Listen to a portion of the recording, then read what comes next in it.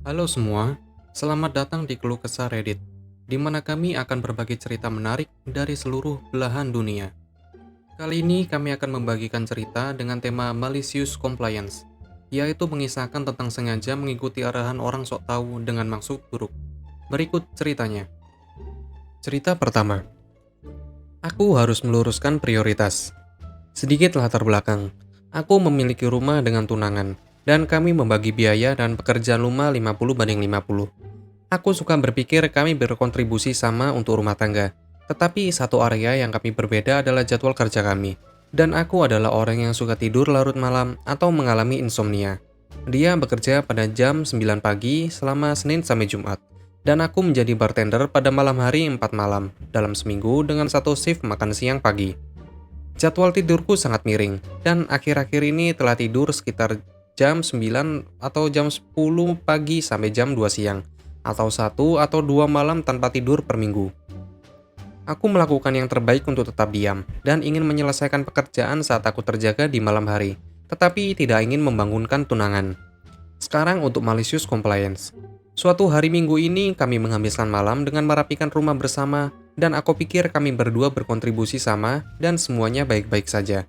Tetapi ada begitu banyak piring, sehingga ada beberapa yang menumpuk di wastafel setelah kami mengisi mesin cuci piring dan kemudian mereka terus menumpuk lagi.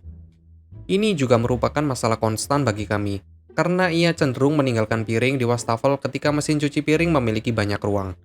Tadi malam aku mengalami malam tanpa tidur, dan aku menghabiskannya dengan tenang di ruang tamu, mengerjakan cat di ruangan.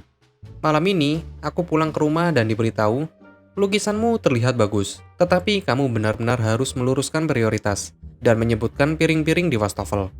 Sekarang, ini benar-benar membuatku kesal, karena sebagian besar hidangan itu adalah miliknya. Aku rekannya, bukan pembantunya, dan aku telah menyekop jalan masuk kami yang sangat besar malam sebelumnya.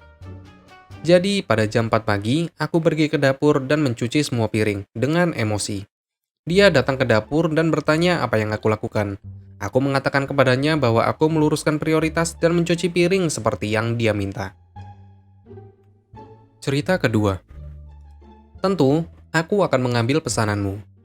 Setelah beberapa drama baru-baru ini, aku ingat pernah drive-thru melalui pekerjaan lama. Ini jam 1 pagi kurang 12 menit. 12 menit sebelum tutup. Dan kami memiliki 3 pesanan seluler.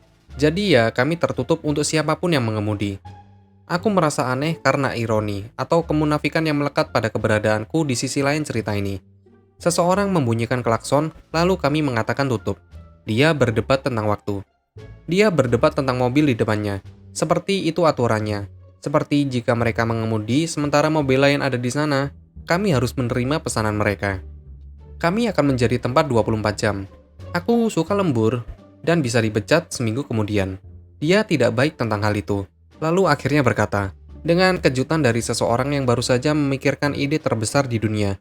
Tanda ini mengatakan kalian tutup pada jam 1, sehingga kamu harus mengambil pesananku.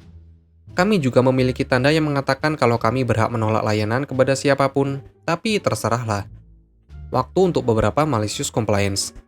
Baiklah, kami akan menerima pesananmu. Dia memesan Dave's Double. Maaf, Mak, kami tidak punya burger besar sekarang. Panggangan sedang dibersihkan untuk malam ini. Dia kemudian memesan cabai. Cabai kami habis untuk malam ini, maaf.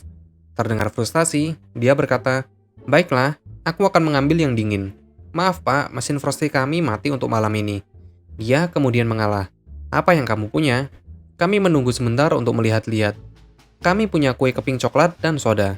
Dia mundur dan pergi dari toko. Cerita ketiga. Oh, tidak lagi. Kecil tetapi posting tentang 2 pesanan di McDonald membuatku memikirkannya. Beberapa bulan lalu, toko roti lokal ini mengadakan promosi kecil-kecilan di mana mereka membagikan voucher kepada pekerja rumah sakit setempat. 2 roti gratis setiap minggu selama sebulan. Mantap, aku ikut. Aku dan istri memutuskan untuk mencoba berbagi roti mereka selama sebulan dan pergi ke toko roti itu. Saat membayar, aku menunjukkan voucher dan disajikan dengan aturan hanya 1 roti gratis per transaksi. Gak apa-apa, Reddit mengajari aku cara kerjanya. Aku hanya membeli 1 roti, mendapatkannya gratis, dan ketika ditanya apakah aku ingin yang lain, aku menunjuk roti lainnya. Terlihat bingung, roti gratis, kalian tahu itu. Itu bukan bagian yang lucu. 1 minggu kemudian, aku kembali ke toko roti dan bertemu dengan karyawan berbeda yang tampak lebih muda. Aku mengambil 2 roti dan menunjukkan voucher. Isyarat tampilan bingung oleh karyawan, yang beralih ke rekannya, gadis yang melayani aku minggu lalu. "Hei, bisakah kita melakukan 2 pembelian dalam satu pesanan?" Dia menatapnya, lalu menatapku. Berikan saja padanya. Cerita keempat.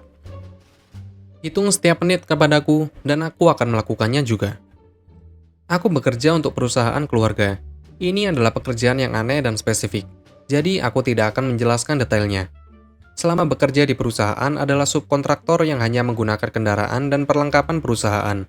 Gajinya tidak benar-benar digaji per jam, tetapi dipecah sebagai X untuk 0-5 jam kerja, 2X 5-10 jam kerja, 3X selama 10-15 jam kerja, dan seterusnya. Juga kami menggunakan dana perusahaan untuk makanan dan bahan bakar pada pekerjaan jarak jauh. Ini akan menjadi penting nanti. Rekan kerja dan aku melakukan kerja 5,5 jam dalam 4 jam 45 menit dengan tidak berhenti untuk makan dan mengisi bahan bakar ketika kami mengembalikan kendaraan perusahaan. Karena kerjaan ini sangat umum dan diakui secara luas bahwa ini adalah 5,5-6 jam mulai selesai, kami menyarankan agar kami mendapatkan bayaran 2 kali, meskipun kami kekurangan 15 menit. Cukup banyak kami menghemat waktu itu, dengan tidak makan dan menjadi lebih baik dalam prosedur dan pekerjaan yang harus kami lakukan. Kami ditolak tarif pembayaran 2 kali, karena berdasarkan angka, kami tidak memenuhi batas waktu 5 jam. Jadi kami menghemat uang perusahaan untuk makanan dan mereka hanya membayar setengah dari gaji staf. Ya, itu adil. Kami tidak memenuhi timeline, jadi pelajaran yang bisa diambil. Sejak itu, aku telah melakukan setidaknya 5 jam dan 2 menit pada setiap pekerjaan yang dapat aku lakukan. Parkir di tempat istirahat, masuk ke dalam resto untuk makan daripada drive-thru, ambil rute yang panjang, apapun yang masuk akal untuk memastikan aku berada di gaji 2 kali. Begitulah ceritanya. Apabila kalian suka, kalian bisa like dan berkomentar di bawah. Jangan lupa subscribe untuk membantu channel ini. Sampai bertemu di video selanjutnya.